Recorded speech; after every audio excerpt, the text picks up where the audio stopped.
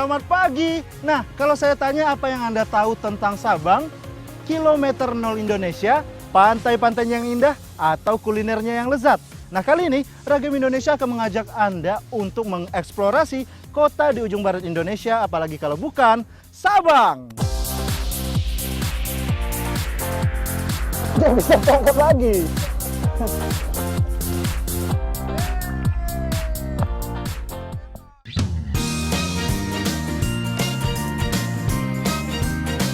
Sabang menawarkan sejumlah destinasi bahari dengan pemandangan yang luar biasa indah. Kota ini pula menjadi tempat yang pas bagi Anda yang ingin mencicipi sajian kuliner nan nikmat.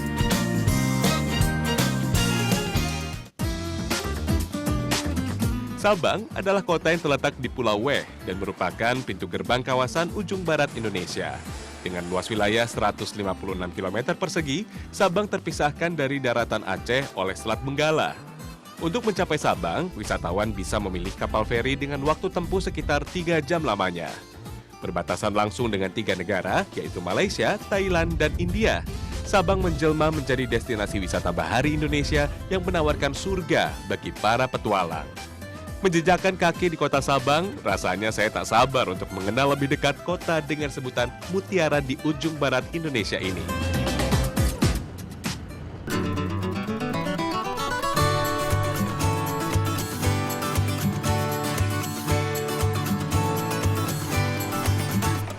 Pesona Sabang menawarkan keelokan garis pantai yang indah, air laut nan biru, serta pepohonan yang hijau. Pantai Iboh.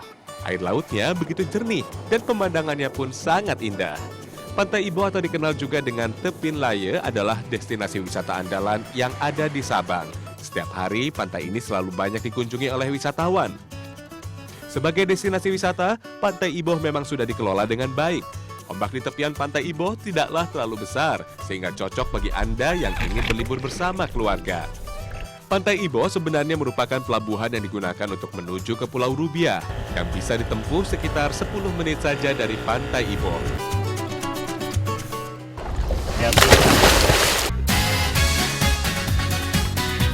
Dibandingkan Pantai Iboh, Pulau Rubiah menawarkan sensasi snorkeling di antara ribuan ikan hias. Perairan di Pulau Rubiah memiliki keindahan bawah laut yang luar biasa. Snorkeling merupakan paket wajib yang harus dicoba ketika berada di Pulau Rubiah. Di sini saya diajak oleh pemandu wisata untuk merasakan segarnya air Rubiah, sembari menikmati ikan hias yang membentuk formasi indah. Juga tentu saja melihat dari dekat ikan badut yang lucu. Kata Rubiah sendiri berasal dari nama Nyak Rubiah, salah satu keramat dari 44 keramat yang menjaga kota Sabang. Pada spot tertentu, wisatawan juga bisa menikmati indahnya taman laut yang ada di Pulau Rubiah.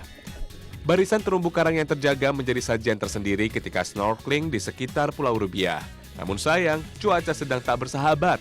Mendung membuat jarak pandang untuk melihat indahnya terumbu karang pun terhalang.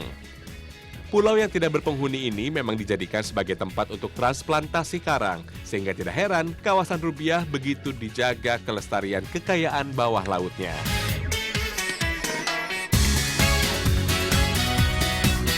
Paket wisata yang seru, bukan?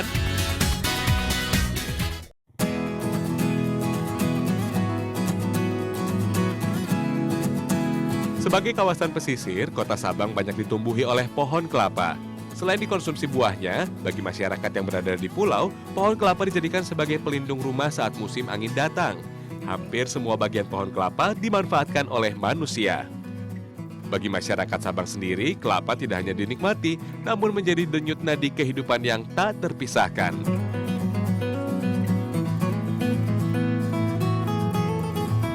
Proses pemetikan kelapa di Sabang sangat unik karena pada saat memanjat batang kelapa nanti, ini menggunakan kain. Ini kain ya Bang ya? Iya, kain. Kain yang diikat kedua sisinya dan membentuk seperti ini. Nanti di kaki seperti ini ya. Nah ini, kegiatan ini di Sabang disebut dengan EU. Berarti nanti ajarin saya ya manjat kelapa ya. Iya. Kita siap-siapin dulu ini barang-barangnya. Iya. Proses pemanjatan pohon kelapa merupakan proses yang paling sulit. Di Indonesia, memanjat pohon kelapa pada umumnya dilakukan dengan tangan kosong tanpa alat keselamatan sedikit pun. Sementara, eku atau panjat kelapa di Sabang dan Provinsi Nanggroe Aceh Darussalam pada umumnya dilakukan dengan cara sedikit berbeda. Bisa. Ya bisa tangkap lagi. Jadi memang untuk teknik ini kaki dua-duanya harus bersamaan melompat ya. Sementara tangan menggenggam batang kelapa ya. Saya lihat yang ahli dulu deh kalau begitu. Abang ya. Giliran abang ya. Pengikatan kedua kaki ini merupakan budaya orang Aceh yang sudah diwariskan secara turun-temurun. Metode ini mengandalkan keseimbangan yang tinggi agar kaki mantap merengkuh batang kelapa nantinya. Bagi yang sudah ahli, eku sangatlah mudah. Justru penggunaan tali kain pada kedua kaki ini dirasa sangat membantu untuk mempercepat proses memanjat batang kelapa. Hati-hati bang. Nah, teknik memanjat pohon kelapa seperti ini sudah ada sejak zaman Portugis dulu. Bahkan para penjajah terheran-heran kenapa orang Sabang bisa memanjat batang kelapa dengan kaki terikat. Luar biasa. Kelapa-kelapa ini dipetik kemudian dikumpulkan. Perkebunan kelapa di Sabang memang bukan mata pencaharian utama, namun hasil yang melimpah saat musim panen menjadi berkah tersendiri. Nanti diparut semuanya ya. Nah, sahabat Agam, tadi kita sudah melihat bagaimana proses pemetikan buah kelapa di Sabang. Dan ternyata buah kelapa ini bisa diolah menjadi sajianan lezat. Kita mau bikin apa, Ibu? Kue lumpang ya. Berarti kita bikin adonannya dulu ya. Pertama apa dulu? Tepung dicampur ya. Yuk. Kue lumpang merupakan salah satu kue khas Sabang yang hingga kini masih dibuat. Kue ini menggabungkan rasa manisnya gula dengan parutan kelapa muda, sehingga menciptakan rasa yang nikmat. Kue lumpang biasanya dibuat sebagai cemilan saat sore hari. Kue ini memiliki bentuk bulat dengan sedikit cekung bagian atasnya. Inilah alasan kenapa nama kue ini bernama lumpang, yang dalam bahasa Aceh berarti cekung ke dalam. Terdiri dari tepung kanji, tepung roti, gula pasir, pewarna makanan, dan kelapa. Siapkan semua bahan, campur tepung kanji dan tepung roti, beri pewarna makanan dan tambahkan gula secukupnya. Tuangkan air kelapa dan aduk adonan hingga tercampur rata. Ini kalau lumpang ini biasanya dibuat pas acara apa? Kenduri, maulid, wirid, banyak ya. Ini rasanya manis? Manis ya, nanti dicampur gula ya. Penasaran seperti apa rasanya? Kita kukus dulu ya. Lagi Ibu. Aduk terus adonan hingga gula hancur. Proses pembuatan kue lumpang masih dilakukan dengan sangat tradisional. Ini manis ya. Saya cicip coba.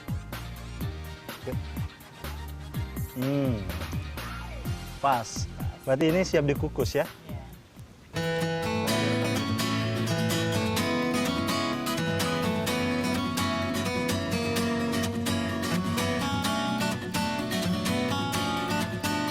Masukkan adonan ke dalam cetakan. Pastikan bagian cetakan terisi penuh dengan tujuan saat pengukusan nanti semua bagian kue lumpang padat. Ini Kak.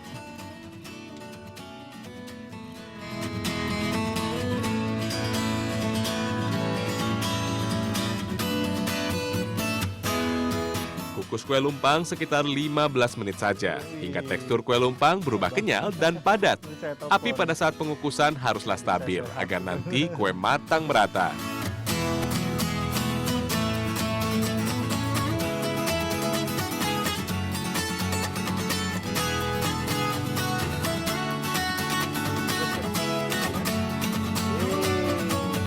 Kue lumpang yang sudah matang kemudian angkat dan keluarkan dengan gagang sendok. Karena kue lumpang cukup lengket, pada saat pengangkatan kue langsung dimasukkan ke dalam air dingin. Selanjutnya kue dilumuri dengan parutan kelapa muda. Kue lumpang pun siap menggoyang lidah. Rasa kue lumpang sangatlah nikmat. Kenyalnya tepung kanji ditambah dengan manisnya gula menjadikan kue yang satu ini selalu ditunggu-tunggu, apalagi ditambah dengan kelapa muda. Sempurna. Ya Bu, silakan Bu. Jadi rasanya Ini mameh ya, manis dan teksturnya sangat lembut. Bu, saya coba. Enak. Lagi bu.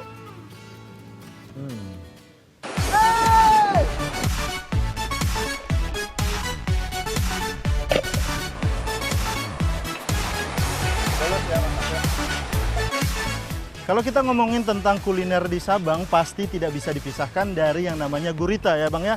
Jadi perairan Sabang ini memang banyak sekali terdapat gurita. Nah kali ini saya bersama dengan Bang Fahru Rozi dan juga Bang Ihsan diajak untuk berburu gurita menggunakan alat tradisional. Ini kalau bahasa Acehnya apa Bang? Bude. Bude. Nah langsung ke tengah ya.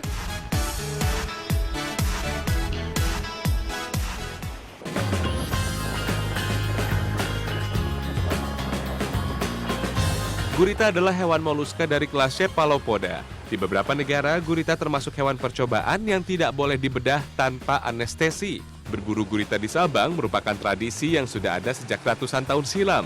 Perairan Sabang merupakan tempat yang ideal bagi gurita untuk berkembang biak. Hal ini dikarenakan perairan Sabang memiliki banyak karang yang menjadi tempat gurita untuk berlindung.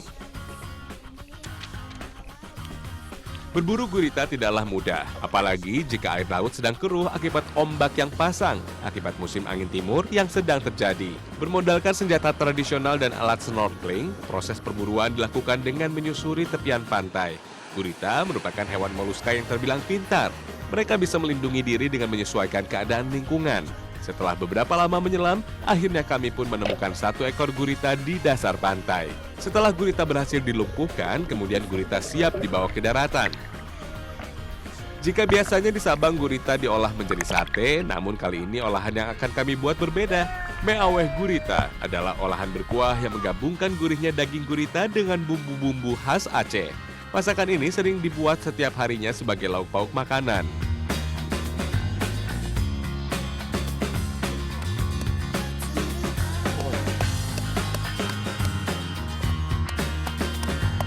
Nah, ini tips buat Anda yang mau memasak daging gurita, harus digebuk-gebuk dulu ya, Bang ya. Biar apa Bang? Biar empuk. Nah, kalau misalnya nggak digebuk, itu dagingnya bisa alot sekali ya. Ya?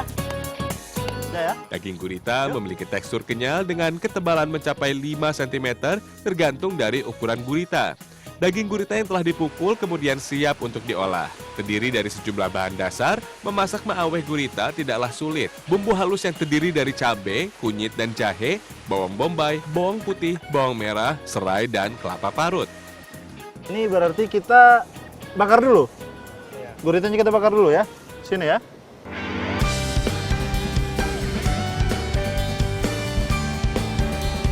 Membakar daging gurita dilakukan agar tekstur daging semakin empuk saat diolah. Pembakaran bisa dilakukan sekitar 15 menit, hingga semua bagian gurita kering. Nah memang kalau untuk memasak gurita dibutuhkan keahlian khusus karena memang gurita adalah salah satu jenis hewan laut yang tidak memiliki tulang. Semua bagian tubuhnya adalah daging. Tapi kalau kita salah memasak ini bisa alot. Bahkan teksturnya seperti karet ya. Itu kenapa ini kita bakar ya, biar semakin lunak.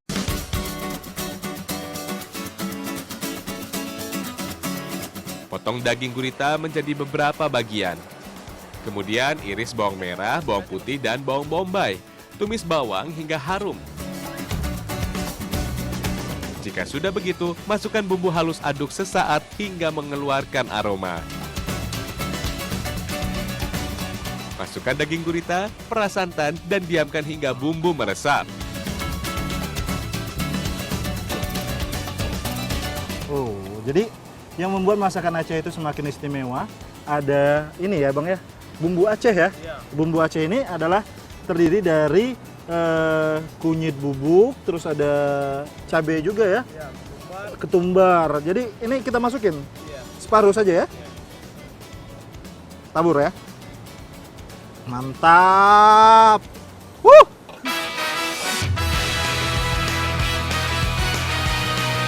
Tambahkan garam secukupnya dan tunggu beberapa saat.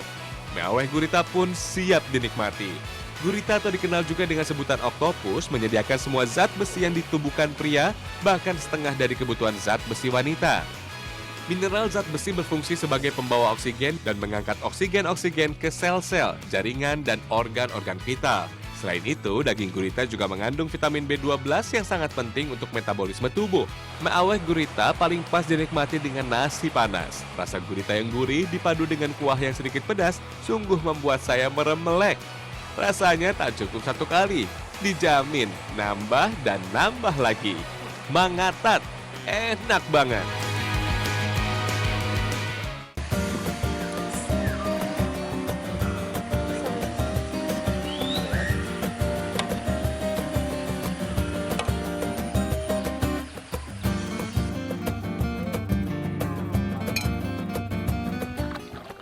Ini sampai bersih ya. Nah, sahabat Ragam, ada yang tahu ini apa? Nah, ini adalah salah satu jenis sayuran yang banyak ditemukan di Sabang. Kalau di Sabang ini disebut apa, Mak? Gambas. Gambas. Nah, sekarang kita mau masak apa? Lemak. Pelemak gambas ya, ajarin saya ya. Berarti kita langsung masak sekarang? Ya. Yuk. Coba, saya bantu, Mak.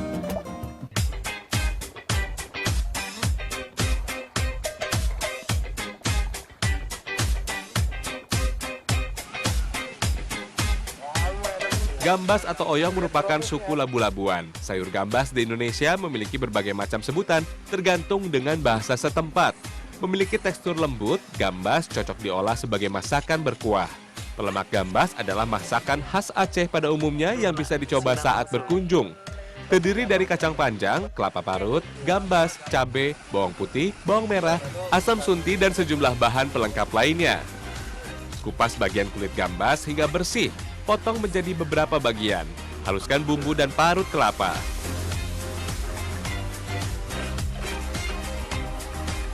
Masukkan bumbu dan santan ke dalam wajan, tunggu hingga mendidih. Cuci potongan gambas dan campurkan. Masukkan potongan kacang panjang dan daun melinjo. Beri sedikit garam dan diamkan hingga mendidih. Untuk masakan pelemak di Sabang yang unik memang tidak menggunakan minyak sayur dan juga kalau dilihat kuahnya ini berwarna kuning ya, Mak ya. Karena memang tadi ada apa, Mak? Ada kunyitnya, Mak. Cobain, Mak. Sabar ya, Dek ya. Maknya dulu, yuk. Mangatat. Ini kita angkat. Sayur gambas dipercaya bisa menurunkan tekanan darah tinggi. Hal ini dikarenakan kandungan kurkubitasi yang terdapat di dalamnya. Selain sangat ampuh untuk mengobati diabetes, sayur gambas juga dipercaya dapat menyembuhkan penyakit radang usus, asma, hingga meningkatkan produktivitas air susu ibu atau ASI. Menikmati pelemak gambas menorehkan cerita tersendiri bagi saya. Nikmatnya kuah dengan sayur gambas yang lembut sungguh menjadikan icip-icip saya di Sabang tak terlupakan. Jadi, gambas ini teksturnya sangat lembut. Ini kalau di Lampung dikenal dengan tiput. Dan sayuran ini, Mak, ini kaya akan serat. Jadi cocok sekali bagi Anda yang sedang melakukan program diet. Mak, saya suap lagi, Mak. Oh, mangatat.